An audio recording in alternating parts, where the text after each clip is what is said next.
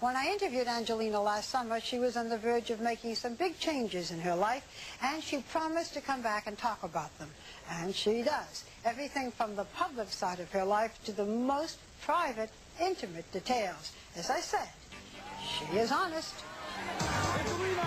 She has been called a devil doll and a wild woman. You weak people, you're all weak.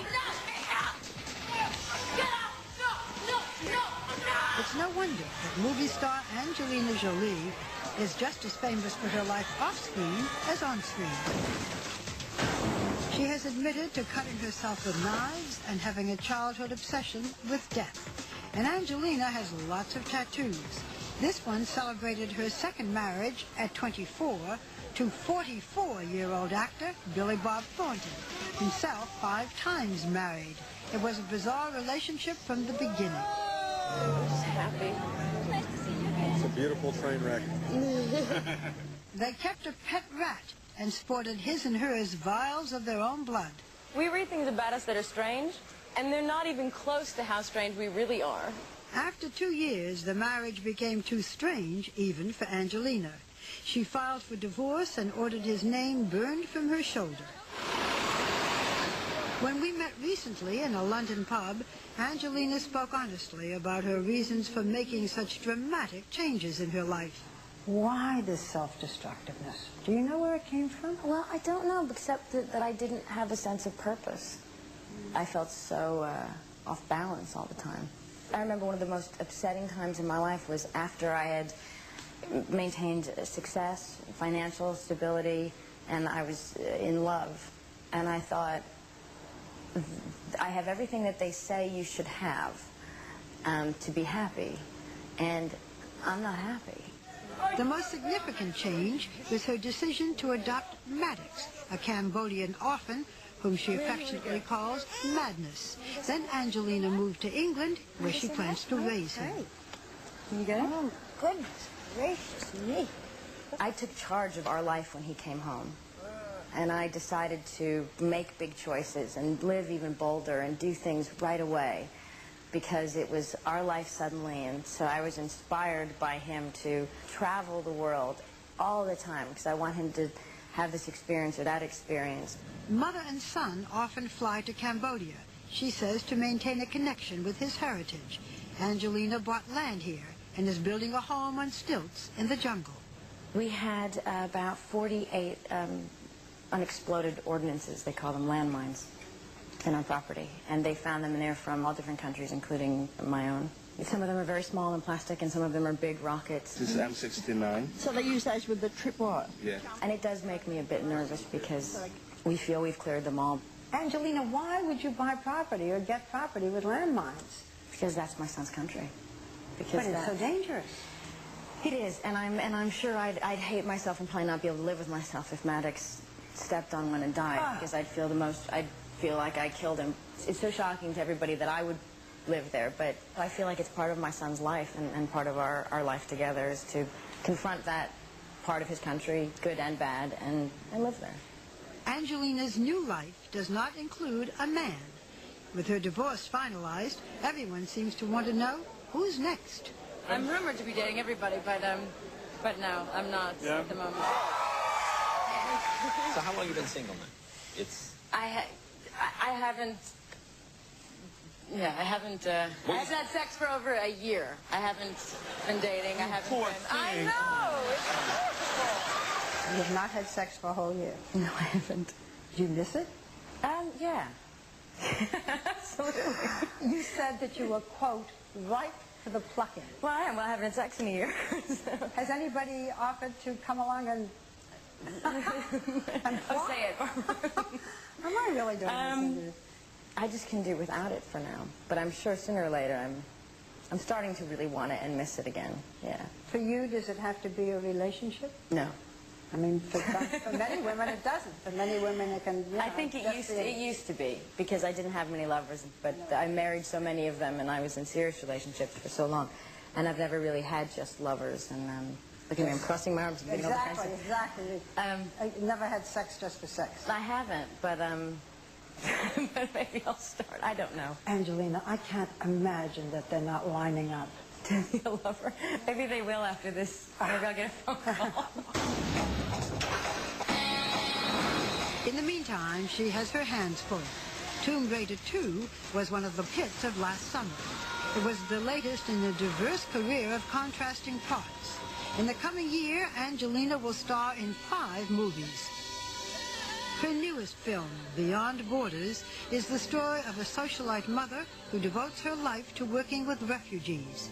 She falls in love with a fellow relief worker played by Clive Owen and follows him to Africa and Asia.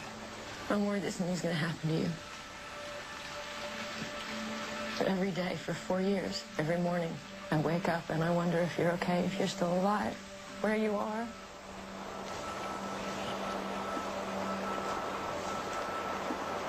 When Angelina read the script 4 years ago, she says it changed her life.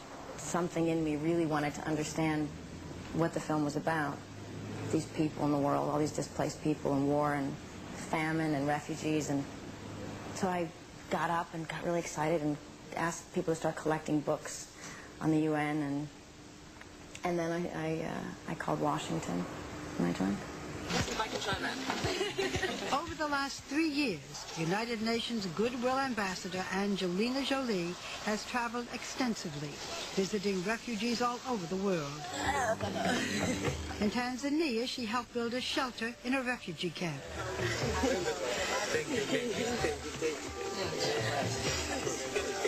Makes me so happy. Tell them I'm so happy I met them. Last night I was so happy. But it is difficult to confront the suffering.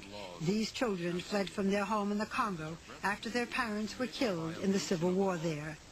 And in Ecuador, she met a father who had lost his 3 children in another civil war. I had to leave my family behind, 3 children.